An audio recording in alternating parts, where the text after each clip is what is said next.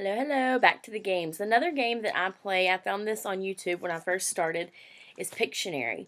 And when I set it up, it was for a game I was doing in December. So I have on here Pictionary Holiday. Now these are old, so I'll have to go through. And what happens is I have these cards, and I have a little whiteboard. I had to get a new one because my son broke the other one. A little whiteboard I got from like the Dollar Tree.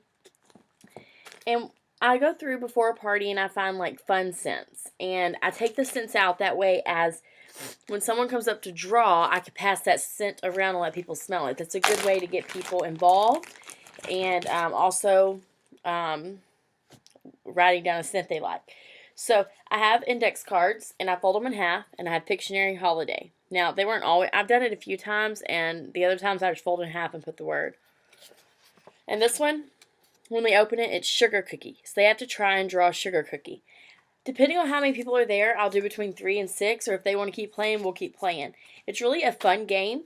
My parties, the people that have done it, they've all enjoyed it. Like, when it wasn't holiday, I've done, like, skinny dipping or stuff like that, and people really love Love Story, or there's several that are really fun to do. Honeymoon Hideaway, they're really fun. But for this one, all you need is to make up your cards and this, and it's super easy and laid back.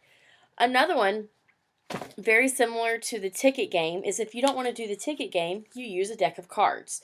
Now, what I learned on this one is it depends on how many people you have. You actually need 2 decks of cards. I don't know where the other one's at, but you need 2. And what you'll want to do, if you only have a few people, you do not want to use the whole stack, or it will take a long time to get through. So what you do is you would have 2 decks of cards, and say I'm just going to use these few cards. I would make sure the other deck, I had each one of these, the matches, and then I keep this one, and then I keep it like put away, and then I get the other one out, so this is the other one, and whenever anyone asks a question or a comment, anything like that, especially questions, I give them a card. I give them a card. I give them a card. If I have to pull more out, I'll pull more out. But you don't want to do too many because it'll get too long in the end. So at the end, all these cards are gone. You go back over and you pick up your other deck of cards that are the same ones you just handed out. And you start calling these numbers. And the first person, and the one I did, it was a pretty big party, so I had 3 prizes. I had like a scent pack, a scent, and a scent circle going around. And if I said Ace of Hearts, whoever had Ace of Hearts, they'd get whichever pick they want. After all 3 are out, they're going around.